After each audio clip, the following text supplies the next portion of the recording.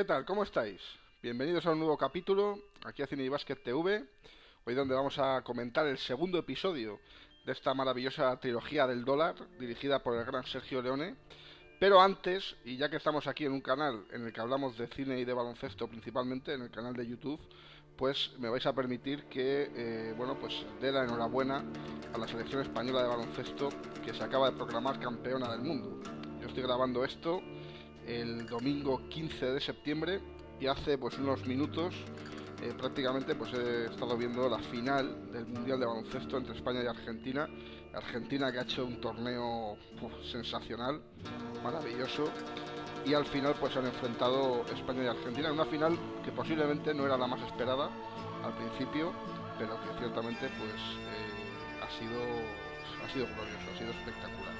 Así que dicho esto, nos vamos a centrar ya en lo que nos toca hoy, que es La muerte tenía un precio, el segundo capítulo, la segunda película de esta trilogía maravillosa que es la trilogía del dólar, dirigida por Sergio Leone, con el señor Clint Eastwood y con dos actores como Jean-Marie Volonté y Lee Van Cleef, que están aquí francamente bien. Y lo primero que tengo que decir es que yo esta película pues no la había visto entera nunca, porque en realidad ayer cuando la he visto pues es que no recordaba prácticamente nada.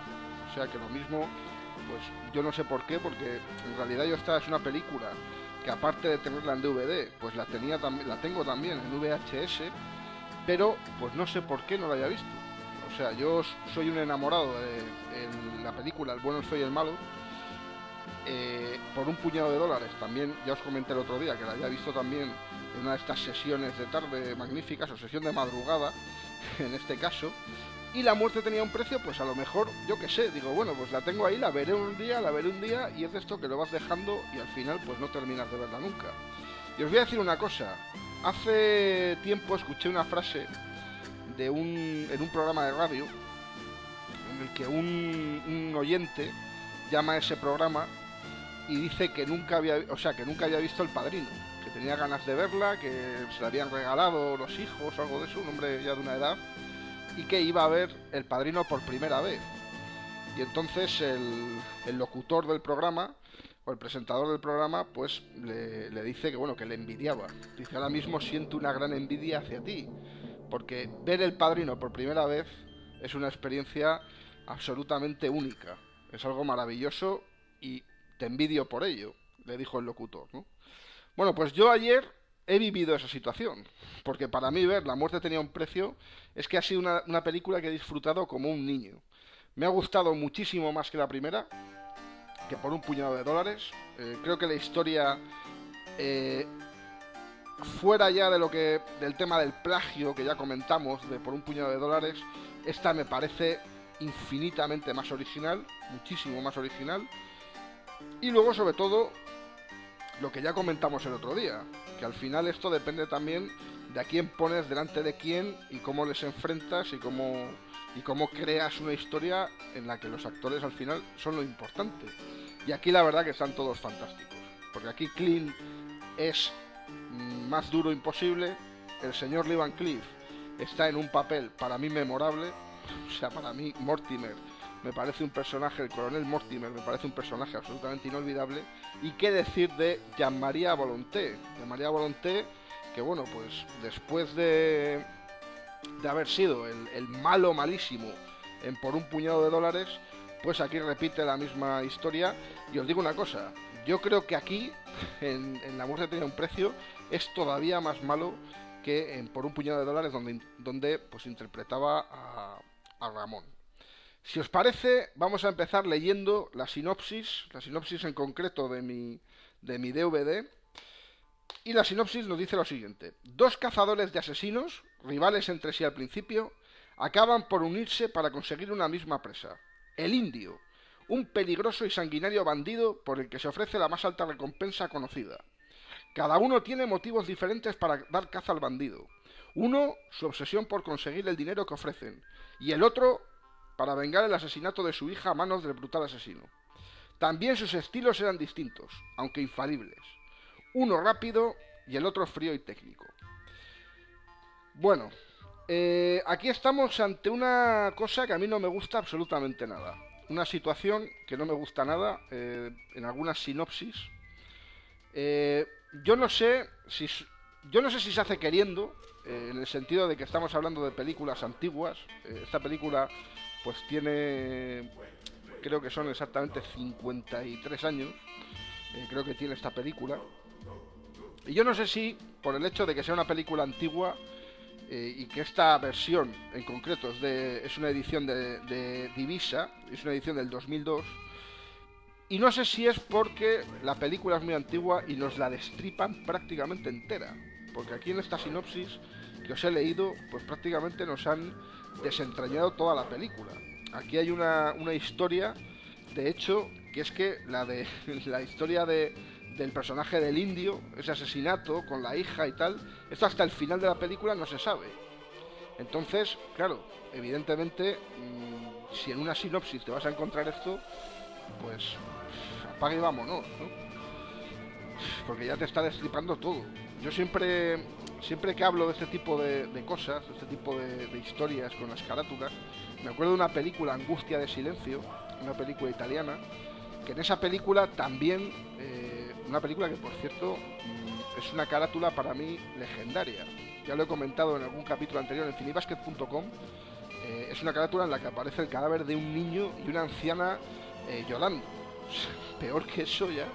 Y luego por la parte de atrás, lo que aparece en la carátula es que nos dicen quién es el asesino de la película, o sea, quién es el malo, ¿no? Algo que no se resuelve hasta el último minuto prácticamente, pues la carátula nos lo destripa en 2 segundos, ¿no?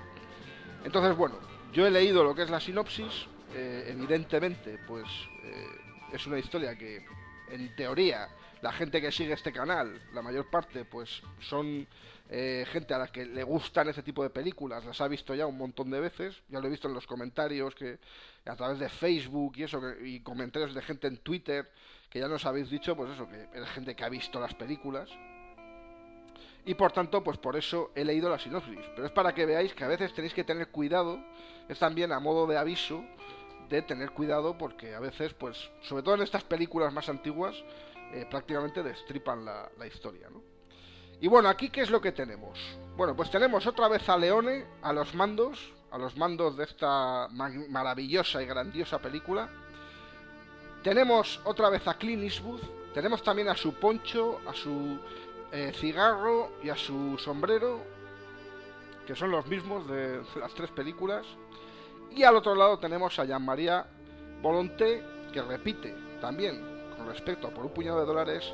Y el que podíamos decir el gran fichaje para esta película era el señor Lee Van Cleef. ¿Y quién es Lee Van Cleef? Bueno, pues Lee Van Cleef es un actor que sobre todo había sido un actor secundario, había actuado pues con muchos actores, con muchos directores, había trabajado. El hombre que mató a Liberty Balance, que es una obra maestra del cine del oeste y bueno, el cine en general.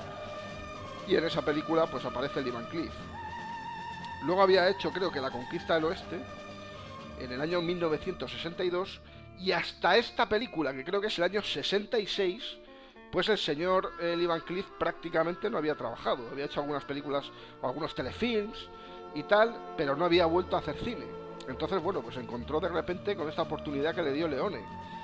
Y claro, él se sorprendió porque él cuando lo llaman se piensa que es para hacer pues eso, lo típico, el papel secundario, y de repente pues cuando a este hombre se le enseña el guión, pues se da cuenta de que pues efectivamente va a ser un personaje principal en la película.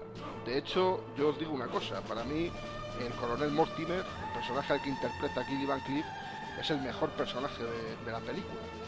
Una película a la que llega Lee Van Cleef después de que Sergio Leone estuviera prácticamente obsesionado con darle ese papel a Henry Fonda. De hecho, lo que se dice es que la creación de este personaje, de este Mortimer, la idea de este personaje por parte del señor Leone era dárselo a Henry Fonda. Era un papel para Henry Fonda. Se presenta este guión a los agentes o a la gente de Henry Fonda y el agente lo desestima. De hecho, se rumorea que incluso no llega ni a leerlo. O sea, que le dan el guión y lo rechaza. Parece ser que la segunda opción es un actor al que también había recurrido Leone en la primera película, por un puñado de dólares, que era el señor Charles Bronson, y Charles Bronson pues vuelve otra vez a decir que no. Hay que decir que Charles Bronson ya le diría que sí al señor Leone hasta que llegó su hora, que es una película magnífica donde Bronson interpreta al personaje de la armónica, ¿no? Que es un personaje absolutamente legendario. Hubo una tercera opción antes que Lee Van Cleef y era Lee Marvin. De hecho, si buscáis información sobre esta película, lo que se comenta es que el papel está creado en algunos foros que he leído, en algunas noticias, en algunas páginas de cine. Dicen que el papel lo creó Leone obsesionado con dárselo a Fonda, y en otras he leído que el papel se lo quería dar a Lee Marvin, que a mí me parece un pedazo de actor, es que vaya dos actores de los que estamos hablando. Y a Lee Marvin parece ser que sí que le gustaba el personaje de Mortimer, le pareció muy interesante, pero en ese momento se había comprometido para hacer otra película. Por tanto, al final, pues rechazó la historia, ¿no? Así que se lo dieron a Lee Van Cleef. Lee Van Cleef, que sorprendió a todos, porque realmente, ya decimos, era un hombre que además pues se rumoreaba que tenía problemas con la bebida, que ya decimos que hacía años que no actuaba en ninguna película, sino en telefilms, y claro, pues era un papel muy goloso, ¿no? Muy importante. De hecho, en esta película, en el que por ejemplo Clint Eastwood, del que ahora hablaremos de su personaje, se dirige todo el rato a Lee Van Cleef como viejo, le llama viejo constantemente, y Lee Van Cleef le llama a su vez niño o chaval a Clint Eastwood, pues nos puede dejar entrever que el tema de la edad, pues sobre todo con el tema de Henry Fonda, pues a lo mejor sí que era un papel para Henry Fonda, ¿no? El del coronel Mortimer. Y el coronel Mortimer, pues la primera aparición que tiene en la película pues es colosal. Es el primer personaje principal que aparece en la película y vemos que es un cazarrecompensas, un hombre que va buscando pues bandidos y gente de mala vida. Y lo que sí que percibimos desde la primera secuencia, de ese primer duelo, porque prácticamente hay que decir que nada más empezar tenemos, por supuesto, esa sintonía maravillosa del maestro Morricone, con esos silbidos mágicos. Eso sí que es el flautista de Amelín fantástico, y porque eso es que nos atrae a todos, ¿eh? Es impresionante la música del maestro Morricone, los silbidos, los disparos, en fin. Pues después de una presentación que es bastante larga, hay que decir, donde suena la maravillosa música y tal, pues hay un duelo ya a muerte prácticamente, pues casi al comienzo, ¿no? Y en el que vemos que el personaje del coronel Mortimer, el personaje interpretado por Lee Van Cleef, pues sobre todo es un hombre que domina perfectamente la distancia. O sea, él a distancia es capaz de acertar pues prácticamente a un garbanzo a, yo qué sé, a 500 metros. O sea, una cosa de locos, ¿no? Así que bueno, ya tenemos al personaje Mortimer, que va siempre acompañado de un reloj.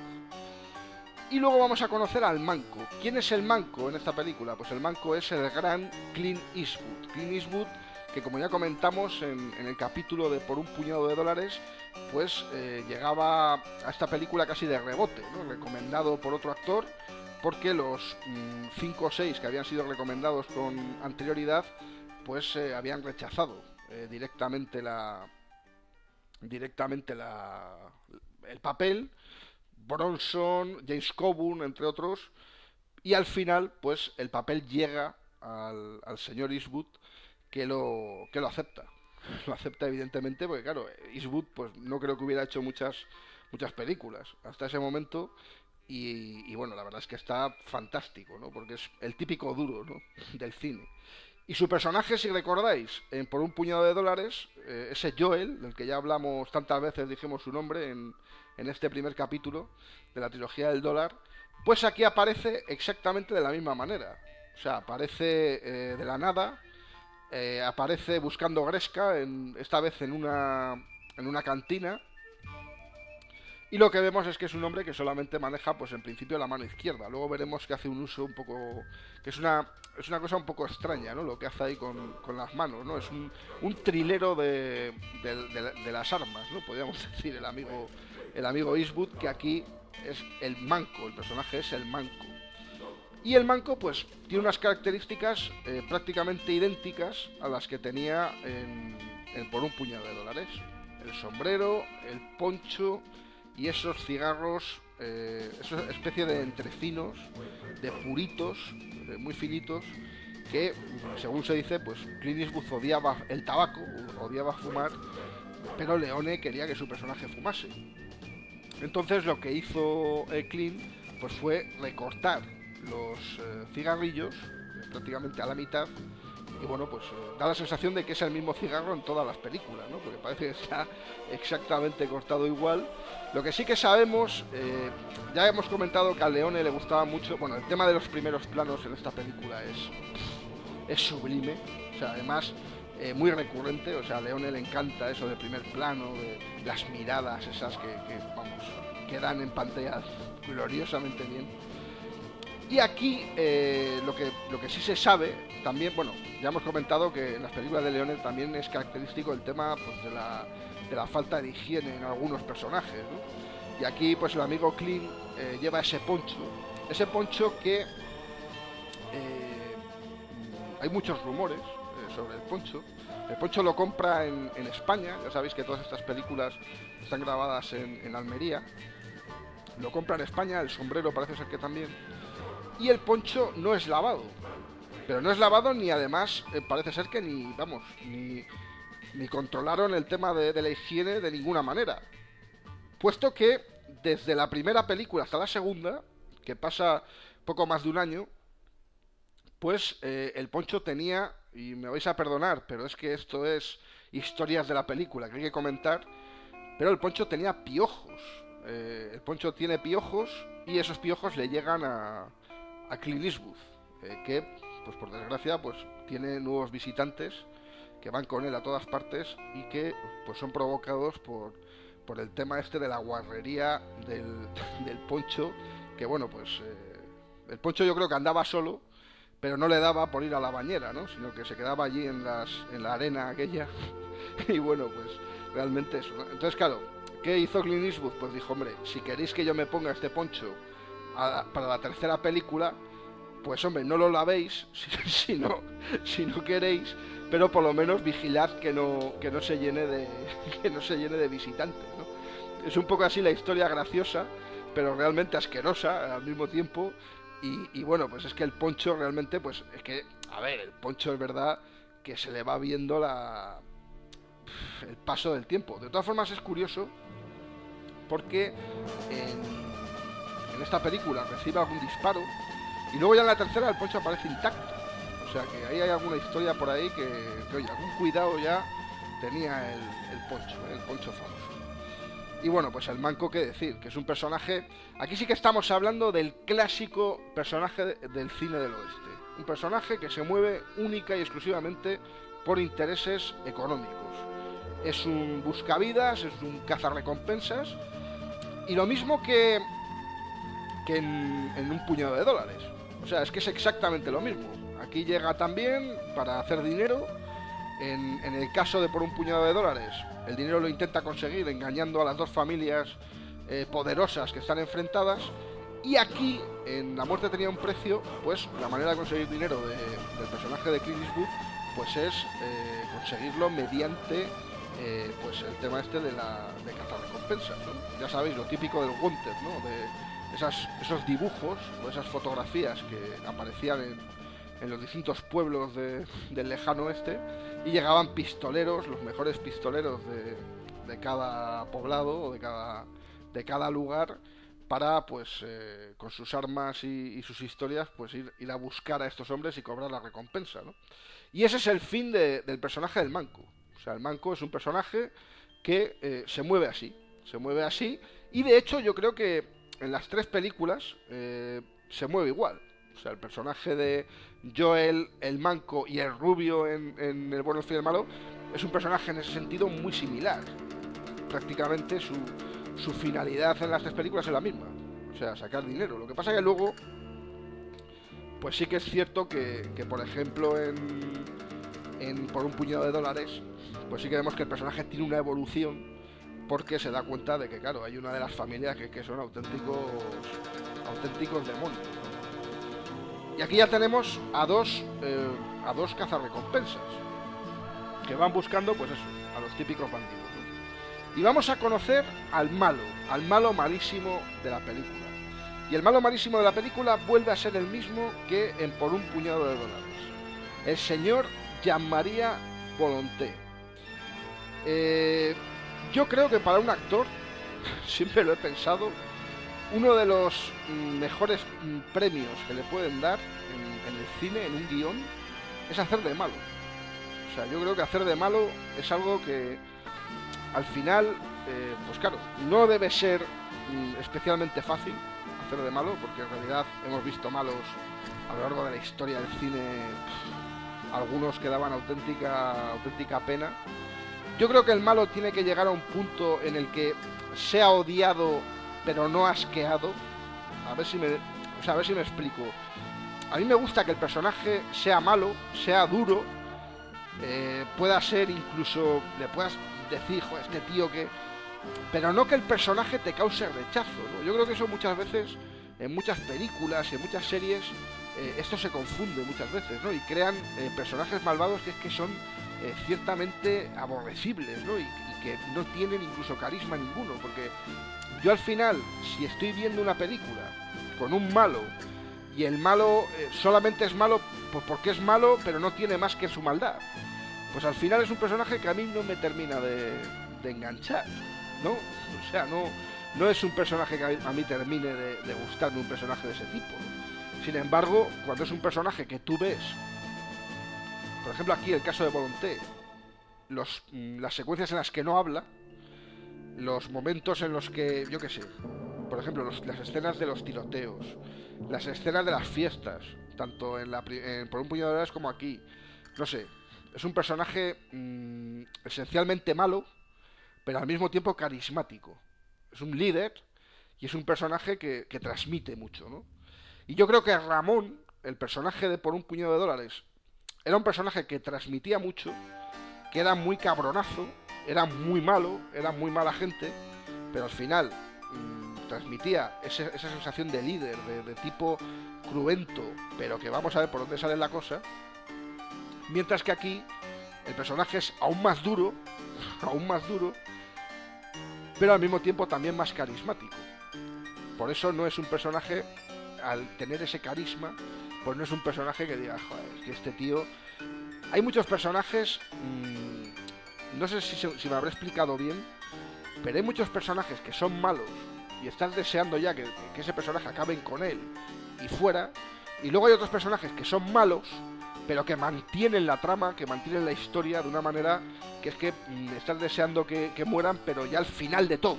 O sea, cuando ya termina todo, pues venga, a ver qué pasa aquí, ¿no? Pues estos personajes de Volonté es un poco así, ¿no? Mientras hay otros personajes que están deseando que los maten cuanto antes, pues Volonté, siendo un cabronazo tremendo, pues quieres que todo se resuelva al final. Entonces, por eso... Pues a mí, por ejemplo, los personajes que interpreta, tanto en Por un puñado de dólares como aquí, me encantan. Y aquí interpreta a un hombre que es el Indio. Y el Indio es un personaje muy duro, muy complicado. Su banda, pues, son parecidos a él. O sea, aquí sí que no hay gente blandengue. Aquí hay... Bueno, hay un personaje que...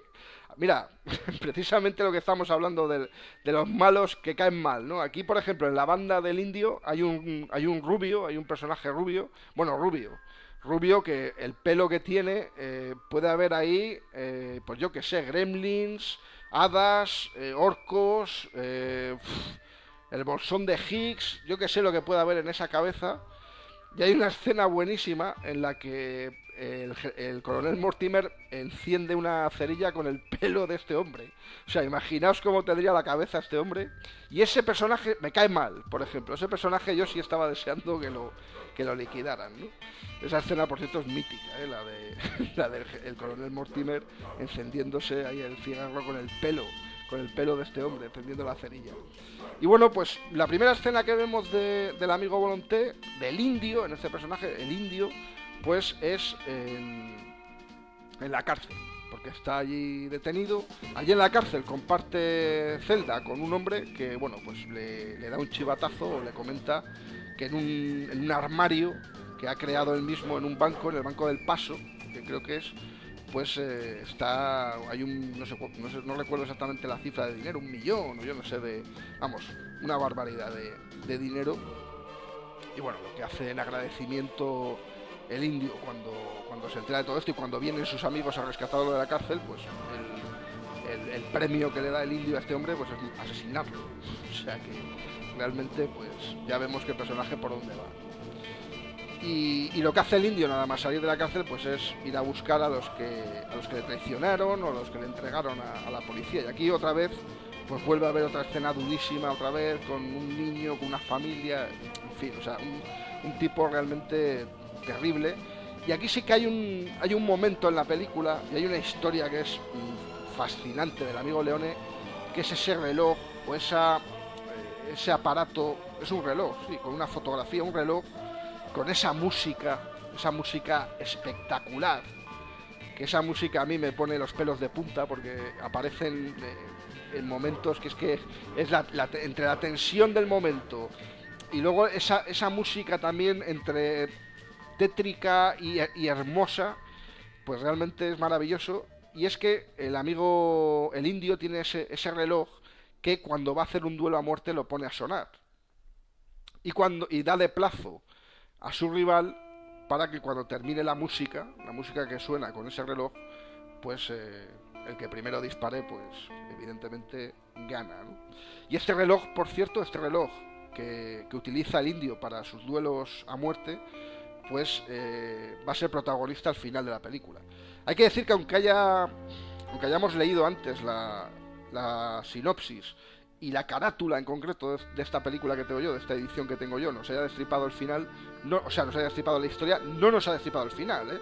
El final es mítico. El final, ya comentamos el otro día, que es pues un final de cine del oeste, fabuloso, y aquí la verdad es que otra vez, vamos, si el final de Por un puñado de dólares fue de cómic y fue sensacional, el de esta, ¡buah!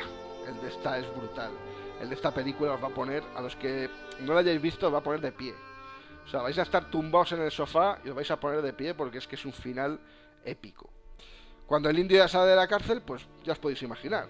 Ya los carteles del lugar pues empiezan a llenarse con su foto. Con su foto no, con su retrato dibujado. Y es ahí donde empieza pues la historia realmente poderosa de la película. Y es donde el coronel Mortimer y el manco pues van a buscarlo. Van a buscarlo al principio por separado, pero luego llegan a la conclusión de que efectivamente tienen que unirse para poder darle caza y veremos qué es lo que sucede, ¿no? Hay que decir que el primer encuentro entre el manco y el coronel Mortimer es absolutamente legendario, es fantástico, es extraordinario. Hay una escena primero con las botas, hay una escena con las botas realmente divertida.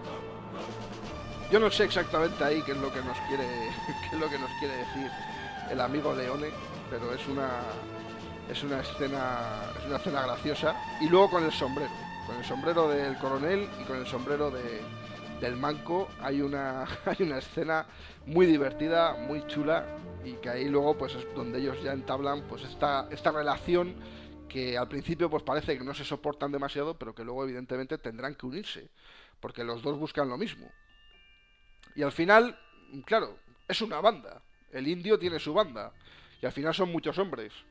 Se pueden repartir, ¿no? Ya veremos lo que sucede. Lo bueno de estas películas del oeste es que en realidad los finales son tan buenos que aunque nos cuenten 1000 historias de la película y nos cuenten esto, lo otro, lo de más allá, pues al final el final es tan bueno, es tan jodidamente bueno, que realmente pues no nos va, o sea, nos va a sorprender a los que no hayamos visto la película. Porque en realidad yo os digo una cosa, lo que es la historia al final, esa historia que hay entre Mortimer, el indio y tal, es una película que es una historia que se intuye a lo largo de la película. Es una película que tiene flashbacks, que por cierto, es algo que en los western no era nada típico, el tema este de los flashbacks. El flashback se empezó a utilizar años después y aquí pues aparece el flashback, y luego, aparte de los flashbacks, pues hay que destacar también los primeros planos, por supuesto, de Leone y los personajes principales es que están fantásticos. Para mí aquí el que peor está, y ya sabéis que yo tengo devoción por él, es Clint Eastwood. A mí es el personaje que menos me impacta de los tres. Para mí el personaje de Lee Van Cleef está colosal. O sea, el coronel Mortimer me parece un pedazo de personaje. Yo no sé, hombre, Henry Fonda decía John Ford, cuando a John Ford le hacen una entrevista, a John Ford, considerado por muchos el gran mito del cine, ¿no? El mejor director de la historia del cine, a John Ford se le hace una entrevista y se hace la gran pregunta, ¿no? a John Ford. Se le pregunta aquello de: señor Ford, ¿qué es para usted el cine? Y claro, todo el mundo esperando, yo qué sé, una respuesta, yo qué sé, pues, que iba a hablar de planos, iba a hablar de, yo qué sé, de películas que él haya rodado en parajes raros o cualquier historia así genial. Pues la respuesta fue todavía más genial. Y es que el maestro Ford dijo: ¿tú has visto andar alguna vez a Henry Fonda? Dijo: pues eso es cine. Pues ya está, si lo dice el maestro Ford. Henry Fonda era un monstruo. Yo a mi padre recuerdo que era un actor que le encantaba, Henry Fonda, pero a mí Lee Van Cleef aquí me parece que está colosal. O sea, evidentemente Fonda, estamos hablando de uno de los grandes actores de la historia del cine, pero Lee Van Cleef a mí me encanta. O sea, a mí Lee Van Cleef me entusiasma. A partir de esta película, además, en los años 70, Lee Van Cleef hizo varios western, algunos ciertamente bastante malos. Hay uno en el que hace de indio y tal, que es bastante olvidable. Pero bueno, Lee Van Cleef vuelve otra vez a hacer cine, que es lo suyo, que era un grandísimo actor y por tanto pues una alegría para todos, ¿no? Y sobre todo, un año después de esta película, interpreta a ese personaje Sentencia, creo que se llamaba, el personaje del bueno, el feo y el malo.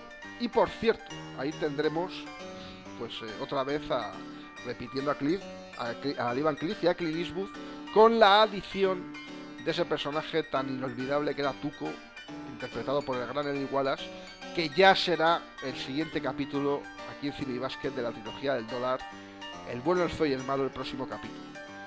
Hoy hemos comentado aquí un poco La muerte tenía un precio, este capítulo 2 de la trilogía del dólar, una película absolutamente indispensable, una película con el gran Sergio Leone, todo regado con la música maravillosa de Ennio Morricone, con esos silbidos, con esas historias, con esas curiosidades, con esos duelos finales y con esos primeros planos que son de absoluta magia. Este ha sido el capítulo 2 aquí en Cine y Básquet de La muerte tenía un precio. Por cierto, muchísimas gracias a todos los que habéis visto el primer capítulo por un puñado de dólares. Muy agradecidos. Un trabajo que hicimos para preparar ese capítulo. Mi compañero Miguel Gutiérrez fue el encargado de montar los vídeos y la música. Realmente un 10, o sea, chapó. Además, los que seguís el Twitter de Cine y Básquet, habéis visto que últimamente se han colgado también vídeos de baloncesto sobre el Mundial, se han colgado vídeos también sobre La muerte tenía un precio. Y bueno, pues nosotros lo hacemos porque nos gusta esto, nos apasiona, nos encanta, y lo que más nos puede gustar del mundo es que a vosotros os guste también. Así que muy agradecidos de que estéis ahí, más de 800 visualizaciones tuvo el primer capítulo, y esperando que os guste este segundo de La muerte tenía un precio, porque lo hemos hecho con todo el cariño y la dedicación para vosotros. Así que nada, este ha sido el segundo capítulo de la trilogía del dólar. En el siguiente cerraremos ya esta maravillosa saga con el bueno, el feo y el malo. Espero que os haya gustado mucho. Ya sabéis que podéis encontrarnos en el Twitter de Cine y Básquet. También os podéis encontrar en Facebook, en cineybasket.com. En Facebook, por cierto, tenemos un grupo que se llama Amigos de Cine y Básquet.